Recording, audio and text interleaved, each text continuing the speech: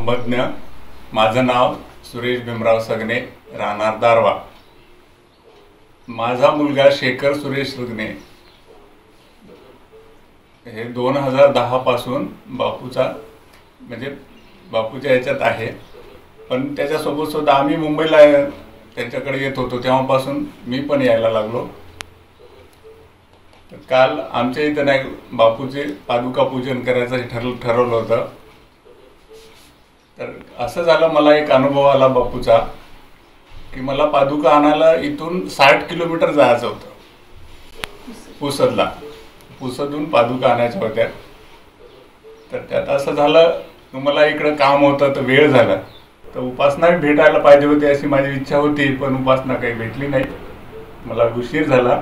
त्यानंतर कसं झालं, मी पुसदला 7:30 वाजता पोहोचलो। 7:30 वाजता तर 7:45 वाजता माझ्या हातात बापू आले। बापूला घेतलं मी आणि परत लगेच यायचं म्हणले 2 घंटे लागत होते तिथून। त्या यानं मी निघालो, बसस्टँडवर आलो तर एक गाडी होती 7:45ची, ते फेल झालेली होती। त्याच्यातले पॅसेंजर होते 12-13 पॅसेंजर त्याच्यातले होते, ते गाडी डेपोमध्ये झालेली गेली। नंतर एक दुसरी बस आली, एस टी बस, ते पण फेल होती, त्याच्यातले 18-19 पॅसेंजर ते बी तिथं जमा झाले। नंतर गाडीच नाही आहे, बस नाही आहे। मग मी विचारलं चौकशी ऑफिसला जाऊन की आता किती वाजता बस आहे, तर तो बोलला आता 8:45ची एक बस आहे, त्याच्यानंतर बस रात्री 2:30 वाजता आहे।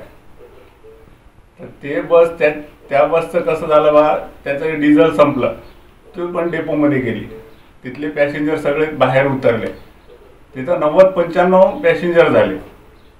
आता एका बसमध्ये किती असते, 55 ते 60, म्हणजे 2 बसचे पॅसेंजर एका बसमध्ये। आता माझ्यासोबत होते बापू, मला जागा कशी मिळेल, बापूला कसं हे करावं, त्या विचारात मी नाही का, तेव्हा हे विचार चालू होता। तेवढ्यात ते बस आली, सगळी भीड झाली त्या बसवर चढासाठी।